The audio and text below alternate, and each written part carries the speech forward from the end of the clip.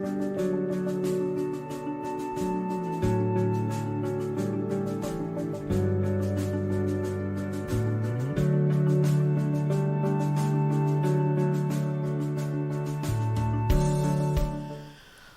noite, irmãos e irmãs. Saúdo a todos com a graça e com a paz do nosso Senhor e Salvador Jesus Cristo. Amém? Infelizmente tivemos alguns problemas de conexão aqui com a internet. Conexão bem fraquinha, impossibilitou da gente fazer ao vivo, mas nós queremos ter esse tempo de oração, esse tempo de buscarmos a presença de Deus, mesmo que gravado, né? Mas certamente Deus vai falar ao nosso coração. Amém? Quero fazer primeiro uma leitura bíblica que se encontra no Evangelho segundo Lucas, capítulo 15, do primeiro verso ao verso de número 7.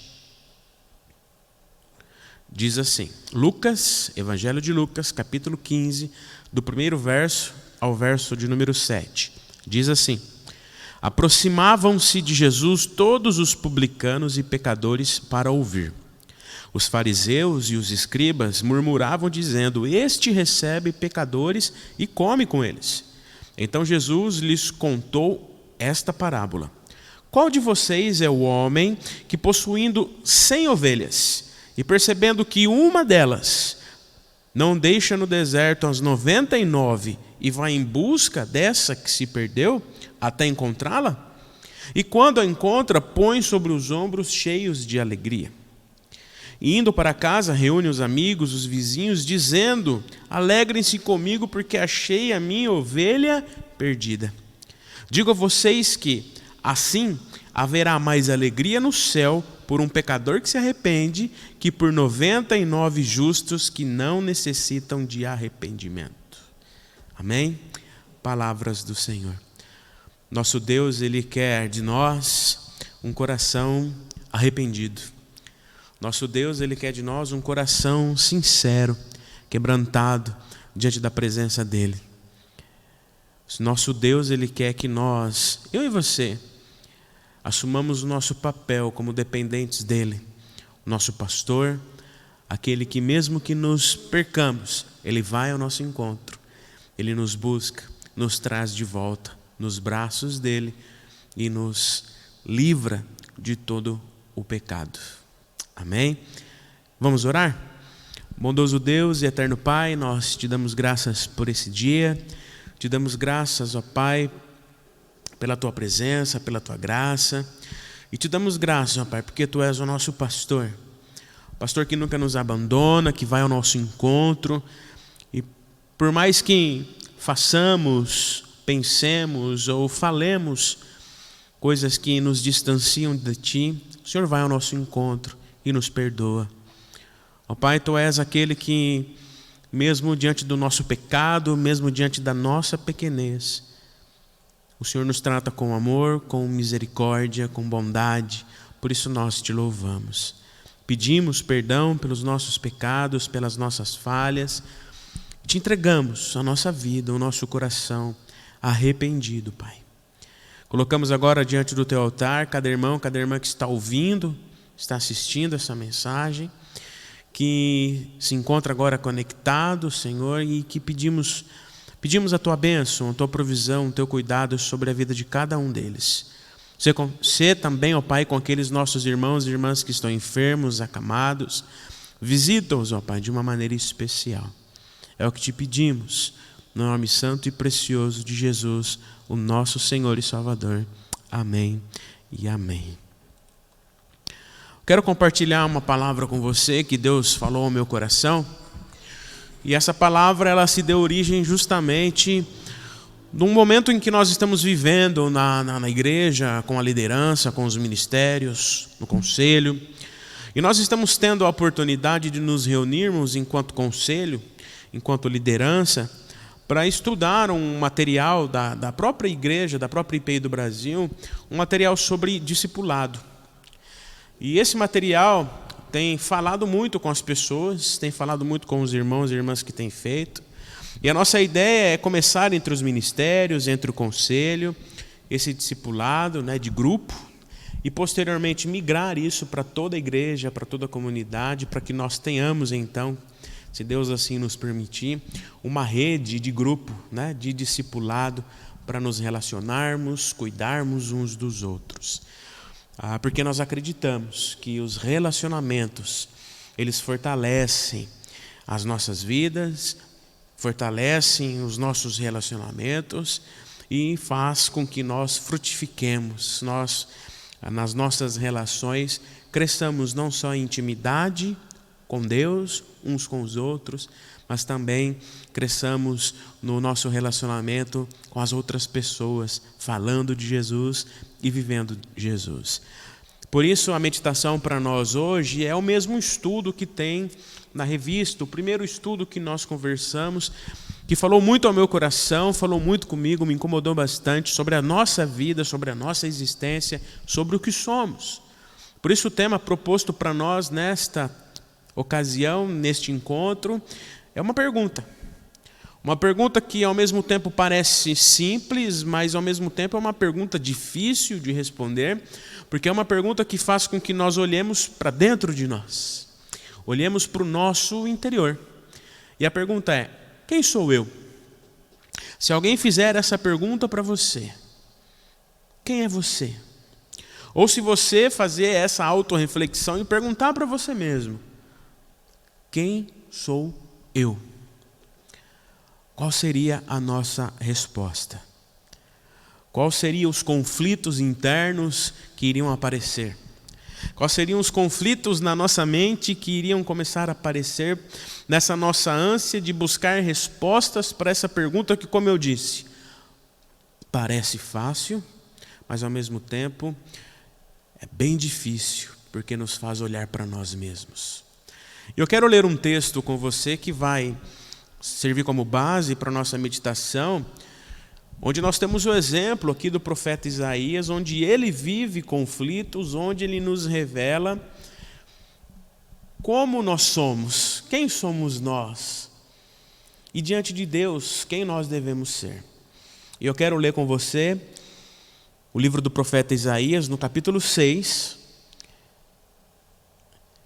do primeiro verso ao verso de número 8, um texto conhecido, ali o chamado, né, de Isaías. Desculpe se eu ficar mexendo um pouco aqui, porque eu estou com o nervo ciático meio inflamado e a cadeirinha aqui, ela dói um pouco as costas, né? Então, me desculpa se eu ficar se mexendo assim, tá bom? Isaías capítulo 6, do primeiro verso ao verso de número 8, diz assim: No ano da morte do rei Uzias, eu vi o Senhor assentado sobre um alto e sublime trono, e as abas de suas vestes enchiam o templo. Serafins estavam por cima dele, cada um tinha 6 asas, com 2 cobria o rosto, com 2 cobria os pés e com 2 voava.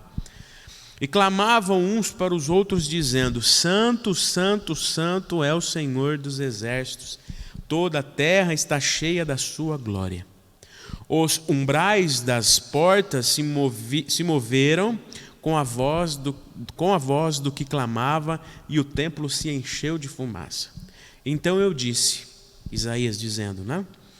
Ai de mim, estou perdido, porque sou um homem de lábios impuros e habito no meio de um povo de lábios impuros, e os meus olhos viram o Senhor dos exércitos.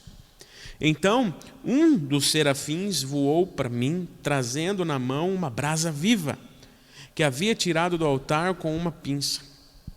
Com a brasa tocou a minha boca e disse: Eis que esta brasa tocou os seus lábios. A sua iniquidade foi tirada e o seu pecado foi perdoado. Depois disso, ouvi a voz do Senhor que dizia: A quem enviarei? A quem há de ir por nós? Eu respondi: Eis-me aqui, envia-me a mim. Palavras do Senhor. Amém? Eu sei que nós não estamos ao vivo, não tem como você colocar o seu pedido de oração aí no chat, nos comentários, mas você pode enviar aqui no WhatsApp da igreja seu pedido de oração para a gente compartilhar, para a gente estar orando junto com você e por você também. Então, se você quiser, sinta-se à vontade de compartilhar aqui pelo WhatsApp da igreja o seu pedido de oração, o seu agradecimento, né? Quero pedir aqui para vocês continuar orando pelo meu pai, Sr. José Soares, e também pedir pela família da Gabi, né? A família da Gabi está enlutada. A tia Cida, né? A tia Cida, que nós havíamos já colocado em oração, que operou da cabeça, já tinha retornado para o interior. Aprove ao Senhor recolhê-la na data de ontem. A tia Cida faleceu. Nossos sinceros sentimentos ao tio Edson, a toda a família. Que Deus esteja confortando o coração de toda a família. Amém? O texto que nós lemos é um texto conhecido em Isaías, o chamado de Isaías, que vai nos ajudar a responder essa pergunta, que, como eu disse, ao mesmo tempo parece ser uma pergunta fácil, mas ao mesmo tempo é uma pergunta que nos intriga, uma pergunta que faz com que nós olhemos para dentro de nós mesmos. E essa pergunta ela está no primeiro estudo dessa revista que temos aí começado a estudar com os ministérios no discipulado, né, nos grupos de discipulado. E essa pergunta ela se faz complicada de responder porque, como eu disse, nós vivemos um conflito. Nós vivemos um conflito que o apóstolo Paulo entendia muito bem. Um conflito que ele deixou registrado lá na sua carta aos Romanos, capítulo 7, no verso 15, onde ele diz o seguinte: porque nem mesmo compreendo o meu próprio modo de agir, porque eu não faço o que eu prefiro, e sim o que eu detesto. Então esse é o conflito que nós vivemos. O mesmo conflito que o apóstolo Paulo registrou na sua carta aos Romanos, no capítulo 7, no verso 15. Eu não entendo o modo com que muitas vezes eu ajo, né? Eu não entendo, não compreendo o meu próprio modo de agir, diz o apóstolo Paulo, porque eu não faço o que eu prefiro, e sim o que eu detesto. O bem que eu preciso fazer, esse eu não faço, mas o mal que eu não quero, esse sim eu faço. Então essa pergunta ela se faz difícil de responder diante desse conflito que nós vivemos na nossa vida, entre o bem e o mal, entre a nossa natureza e aquilo que Deus nos chama a viver. Quem sou eu? Como eu tenho vivido? Quantas vezes em nossa vida nós não fazemos ou falamos coisas que depois nos arrependemos? Coisas que muitas vezes não compreendemos e até nos questionamos. Como que eu fui capaz de fazer isso? Às vezes até questionamos Deus. Deus, por que eu fiz isso? Me perdoa. Como que eu fui capaz de falar, de fazer, de agir desta forma? Mas isso acontece diante desse conflito, da maldade que está em nós, que muitas vezes e nós não queremos fazer, de fato, mas muitas vezes nós fazemos. Então nós somos as piores pessoas do mundo, pastor. Por que nós agimos assim, então? Por que fazemos coisas que não deveríamos fazer? Por causa do pecado. Por causa da maldade, por causa da nossa natureza má, que tenta dominar o nosso coração enganoso e nos distanciar da presença de Deus. A partir da desobediência no jardim, a humanidade passou a enfrentar esse conflito consigo mesmo. Depois da queda, ou seja, depois do pecado, essa é a nossa luta. Essa é a nossa luta desde quando nós nascemos. Desde criança. Quando fazemos alguma coisa para o nosso amiguinho e depois precisamos pedir desculpa. Uma luta contra o nosso coração maldoso, inclinado sempre para fazer aquilo que nos distancia de Deus.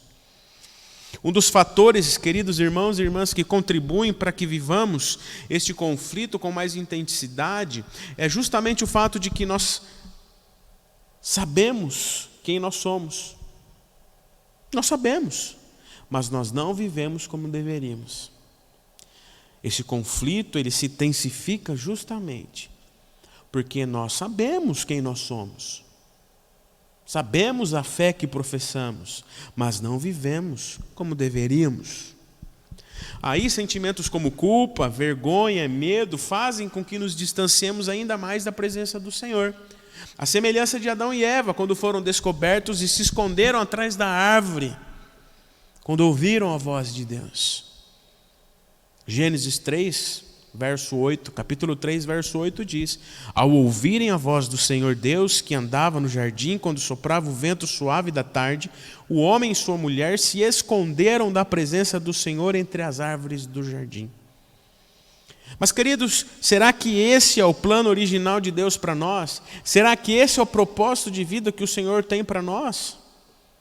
Uma vida cheia de conflitos, uma vida cheia de angústia diante dessa luta que nós vivemos?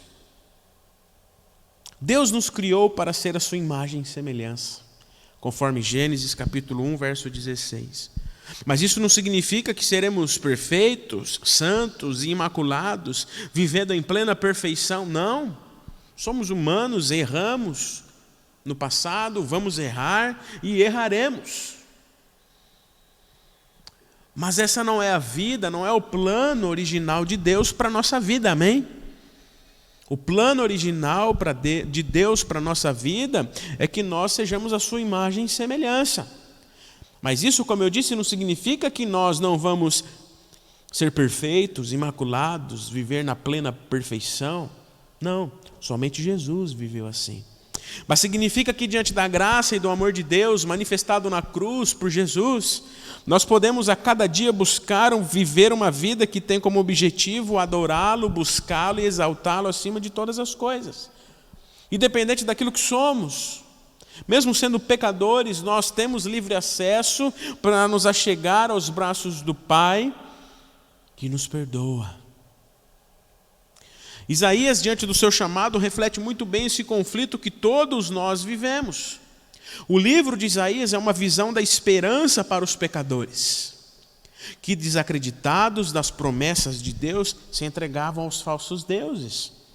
Tal esperança estava ligada à chegada do Messias esperado, que traria resgate e um novo mundo para o povo, onde o pecado e a tristeza seriam definitivamente esquecidos.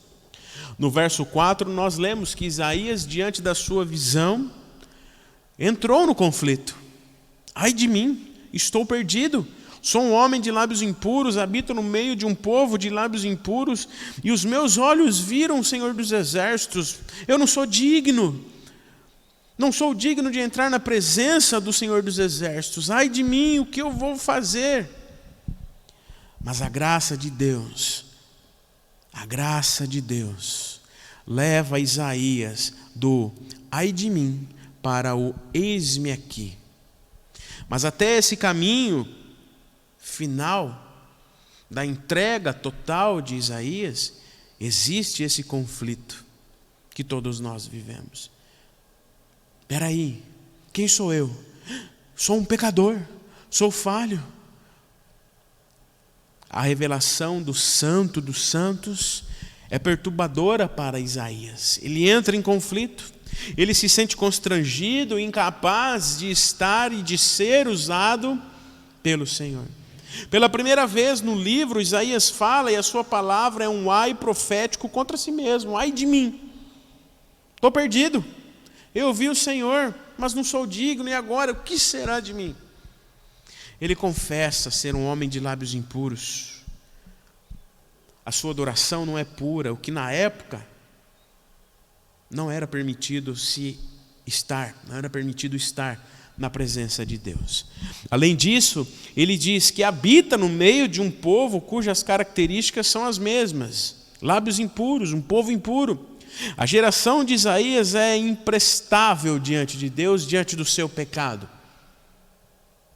Diante da nossa humanidade, diante das nossas atitudes, e cada um conhece a sua, não quero entrar aqui no mérito de citar, mas cada um de nós sabe os nossos conflitos, cada um de nós sabe os nossos erros, os nossos pecados que cometemos a cada dia, seja por ações, por palavras, que entristecem o coração de Deus e nos distanciam da presença dEle. Diante da nossa humanidade, do nosso coração enganoso, diante das nossas atitudes, cada um conhece a vida que tem. Cada um conhece aquilo que precisa lutar. Podemos estar vivendo de uma maneira que nos faz sentir o mesmo modo de Isaías. Indignos de estar na presença de Deus. Vivendo assim esse conflito interminável de que devemos ser, mas não somos. O nosso mundo, como diz Jesus, jaz no maligno. O nosso mundo é mau, o nosso mundo vive em pecado. Nós somos livres do domínio do pecado, mas não da presença do pecado. Vivemos em meio a uma geração que, semelhante à de Isaías, talvez não pelas mesmas práticas, mas que ainda hoje se distancia cada vez mais de Deus e cada dia tem se distanciado ainda mais de Deus, inclusive a igreja que no seu seio tem infiltrado questões ideológicas políticas e deixado o evangelho de lado, deixado a presença de Deus de lado. Fica cada vez mais complicado vencer o nosso eu e não se amoldar aos padrões deste mundo, visto a maldade impregnada em nosso meio. Mas há uma boa notícia para nós, amém? Há uma boa notícia para mim e para você. Os versos 6 a 7 nós lemos: então um dos serafins voou até Isaías, trazendo na mão uma brasa viva que tinha tirado do altar com uma pinça. Com a brasa tocou a boca de Isaías e disse: eis que a brasa tocou os seus lábios, a sua iniquidade foi tirada e o seu pecado foi perdoado. O remédio da graça é pessoalmente aplicado e a santidade e a glória de Deus adentraram a vida de Isaías de modo redentor. E Isaías então foi perdoado, foi restaurado para ser usado pelo Senhor. Do mesmo modo, hoje, queridos irmãos e irmãs, nós temos a oportunidade de a cada dia nos colocarmos na presença de Deus para que na ação sobrenatural do Espírito Santo Ele toque as nossas vidas com a brasa viva do altar e nos limpe de nós mesmos, dos nossos erros, das nossas imperfeições, para que Deus, na sua infinita bondade e misericórdia, use as nossas vidas nesse mundo corrompido que vivemos. Isaías nos ensina que antes de sermos usados, precisamos ser limpos. Nós precisamos saber quem nós somos pecadores, somos maus. Mas mesmo diante dessa imperfeição, Deus nos limpa, nos perdoa com sua graça, enviando o seu Filho, o único Filho na cruz, para que nós tenhamos vida e vida em abundância, para sermos usados neste mundo onde vivemos. Não adianta eu estar na igreja se eu ainda não fiz o mais simples e o primordial, o mais importante, declarar a Deus o quanto eu sou imperfeito, pedir perdão para Deus diante de todas as minhas imperfeições. Os conflitos, queridos irmãos e irmãs, se instauram em sua grande maioria porque nós achamos que uma vez batizados já estamos santificados e não cometemos mais erros. Os conflitos se instauram em sua grande maioria porque nós achamos que uma vez batizados no altar, nós já somos santos, já não vamos cometer mais erros, nossa vida já está quite com Deus, beleza. Isso não significa que diante desses nossos erros, diante das nossas imperfeições, nós vamos perder a salvação. Isso é outra discussão. Mas significa que diante dessa nova vida, mesmo os imperfeitos, depravados, maldosos, imperfeitos, Deus ainda assim cuida de nós. Deus ainda assim, na sua infinita bondade e misericórdia, nos perdoa e quer usar a nossa vida, na nossa igreja, na nossa família, no nosso trabalho, onde estivermos, mesmo sendo imperfeitos. Eu até hoje me questiono como Isaías para Deus. Por que, Senhor? Eu sou imperfeito. Não é porque eu sou pastor? Desculpa aqui quebrar talvez o que você sempre achou, desculpa, mas não é porque eu sou pastor que eu sou perfeito. Eu tenho os meus erros, eu tenho as minhas limitações, eu tenho as minhas falhas. Eu me acho a pessoa mais indigna para estar ali naquele púlpito falando para vocês. mas aquele que começou a boa obra é fiel para completá-la. Na minha vida, na sua vida, mesmo imperfeitos, mesmo falhos, mesmo pecadores, Deus nos ama. Ele não ama o nosso pecado, não ama o nosso pecado, mas Ele conhece o nosso coração. Portanto, quem sou eu? Faça essa pergunta para você. Quem sou eu? Eu sou um pecador. Eu sou um pecador. Mesmo diante da nossa conversão, mesmo diante da nossa vida cristã, ainda estamos num mundo em que o pecado se faz presente, como nós já vimos. É só olharmos tristemente, queridos irmãos e irmãs, a situação em que vivemos. Famílias destruídas, relacionamentos desfeitos, guerra de ego, de opiniões. Nós estamos vivendo num momento, e talvez a pandemia potencializou isso, e aí a gente esquece das vidas que foram perdidas. Nós vivemos num mundo, estamos vivendo numa sociedade bem complicada, difícil de se relacionar. No entanto, Deus nos vê, Deus vê a mim, Deus vê você. Deus nos vê como a sua imagem e semelhança. Ele nos ama, nos perdoa, mas quer em nós um coração verdadeiro, um coração quebrantado diante dele. Deus sabe das nossas dificuldades, que não somos perfeitos, mas Ele quer nos usar de maneira sobrenatural.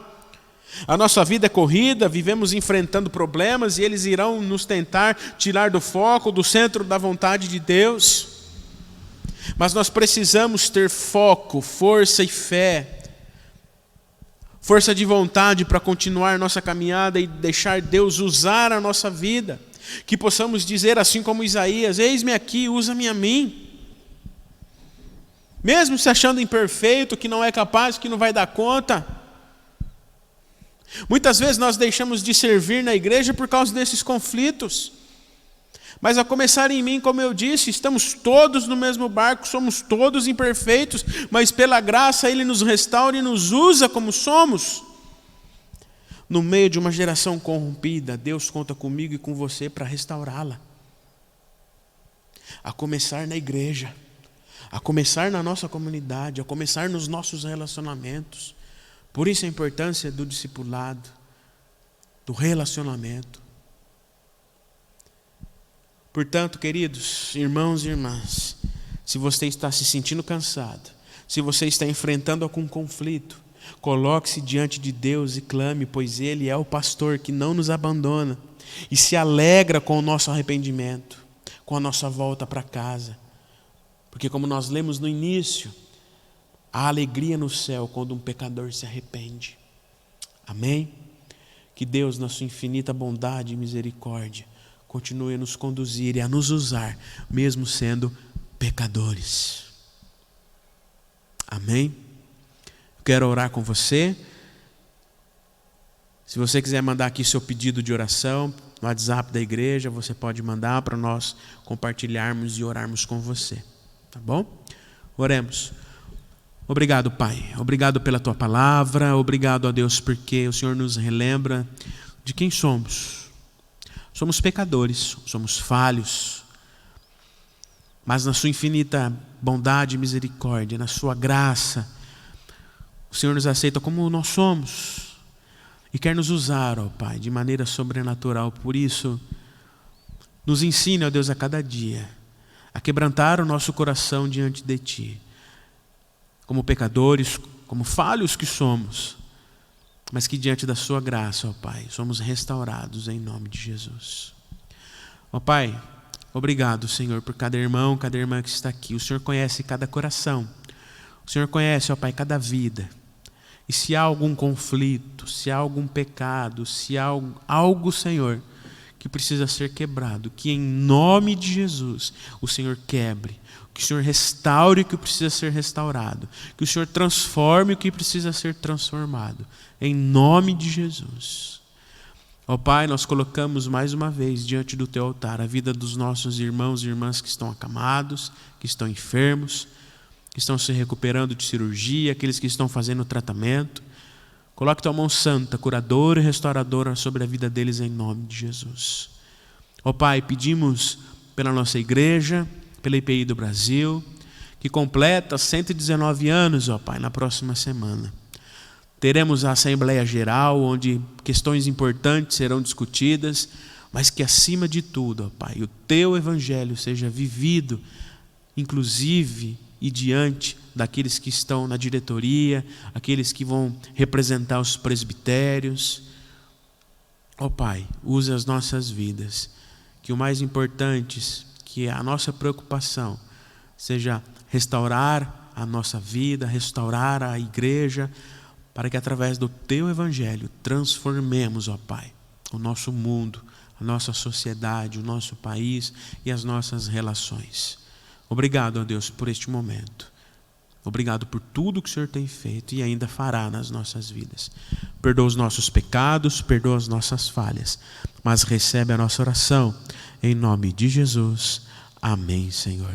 Amém. Receber a bênção e que a graça e a paz do nosso Senhor e Salvador Jesus Cristo, o grande amor de Deus, o nosso Pai, a consolação, a comunhão e o poder do Espírito Santo esteja com todos os irmãos e irmãs e com todo o povo de Deus espalhado sobre a face desta terra, hoje e para todo sempre. Amém e amém. Deus abençoe.